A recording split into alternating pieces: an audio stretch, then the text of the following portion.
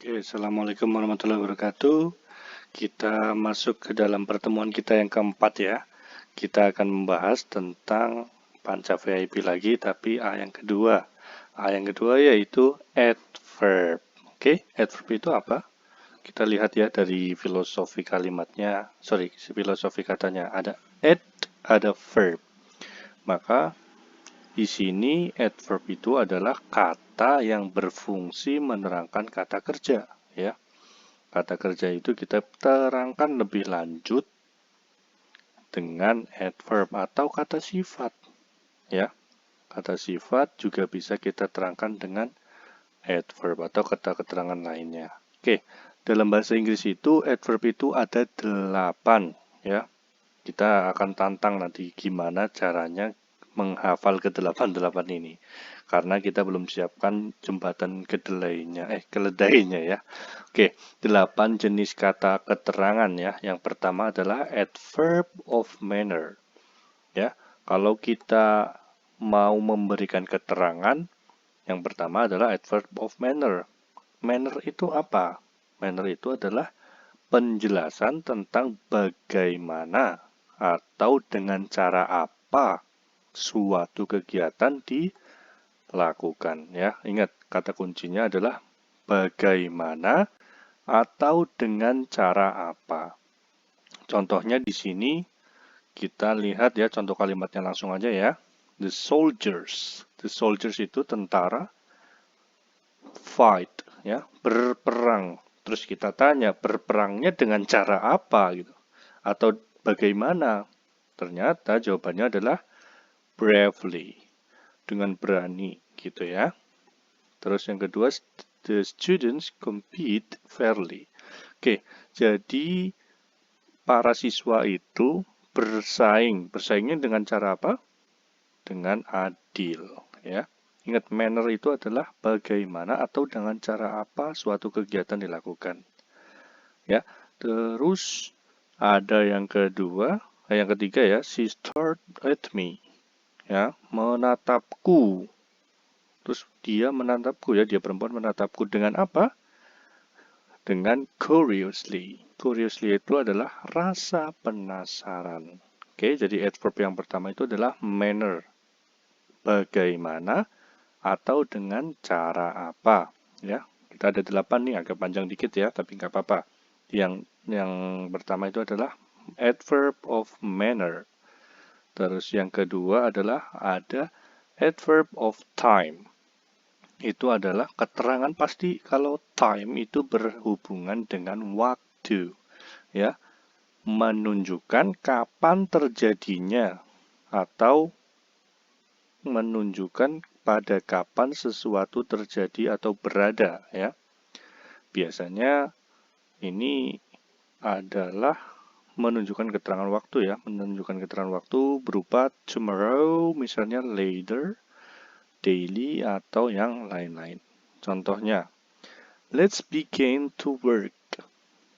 Ayo mulai kerja yuk. Kapan? Now, sekarang gitu ya. Oke, jadi Yusron always comes late. Comes, misalnya. Terus kita bedah nih kapan dia datangnya yang seperti apa gitu kan. Datangnya terlambat gitu kan. Berarti menunjukkan waktu ya. Oke, terus juga menunjukkan perulangan. Contohnya, the postman comes daily. Tukang pos itu datang setiap hari. Jadi, adverb of time itu adalah kata yang menunjuk pada kapan sesuatu terjadi atau berada. Oke. Terus, yang pertama tadi manner. Yang kedua adalah time. Yang ketiga, kita punya adverb of place. Biasanya, ini adalah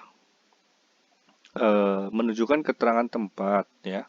Tempat itu contohnya ada di sini, di situ, di bawah, dekat, dan sebagainya. Contohnya yaitu my boss is out. Keluar, bos saya lagi keluar nih bro, gitu ya. Terus stay here, diam di sini. Dan she always looks down.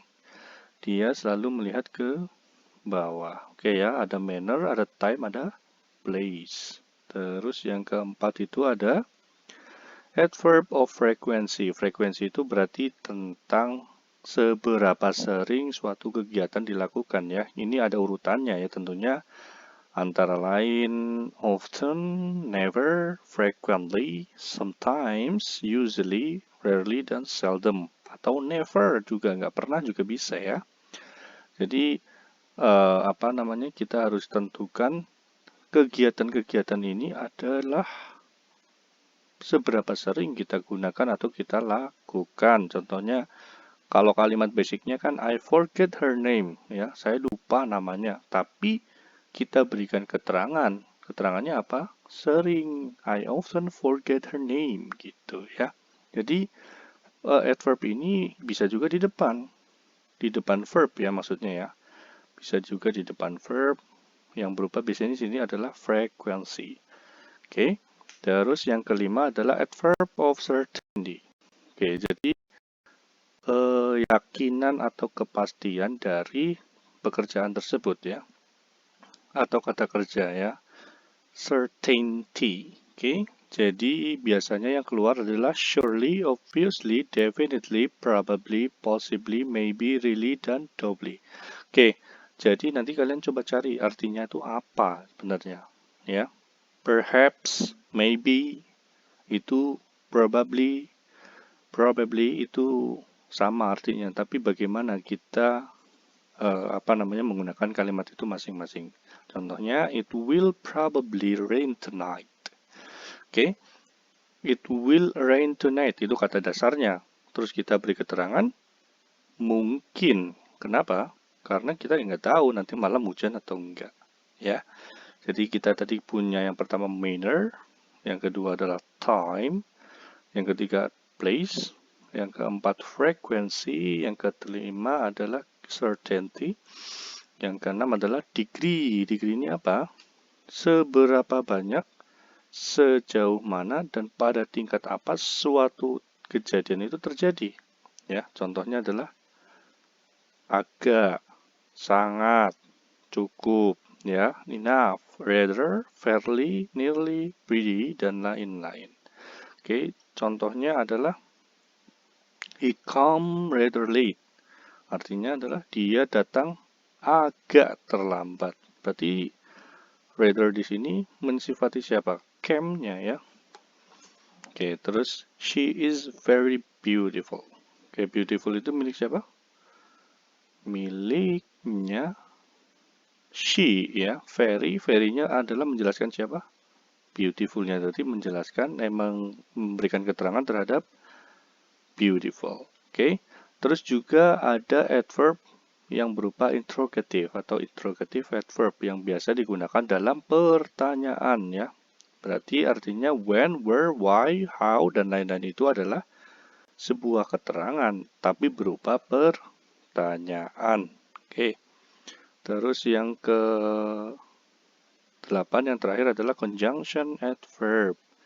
Biasanya ini ada di depan kalimat atau di setelah titik ya, karena ini menjelaskan atau memberikan hubungan dua klausa.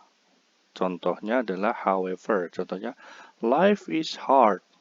Ya, bagaimanapun life can be fun. Ya, hidup itu sulit, tapi bagaimanapun hidup itu juga bisa dibikin menyenangkan. Ya, jadi however di sini berfungsi sebagai adverb, tapi dia berperan untuk menghubungkan dua klausa antara life is hard dan life can be fun. Oke, jadi itu ya. Pada pertemuan adverb kali ini kita ulas lagi. Yang pertama adalah manner, yang kedua adalah time, yang ketiga place, yang keempat frequency, yang kelima certainty, artinya adalah kepastian ya. Terus yang keenam adalah degree, interrogative adverb, dan yang terakhir adalah conjunction adverb. Nah, teman-teman di sini ada latihan ya. Ada latihan untuk mengasah kemampuannya ya. Jadi teman-teman di sini diminta untuk mengelompokkan mana yang termasuk adverb ya. Mana yang termasuk adverb, garis bawahi aja ya, garis bawahi. Dan ini coba kategorikan termasuk adverb yang mana ya dari ke-8 yang tadi. Oke, untuk pertemuan adverb cukup sekian. Saya pikir sangat mudah ya untuk mengkategorikan ini. Coba lihat mana yang memberikan keterangan gitu aja ya.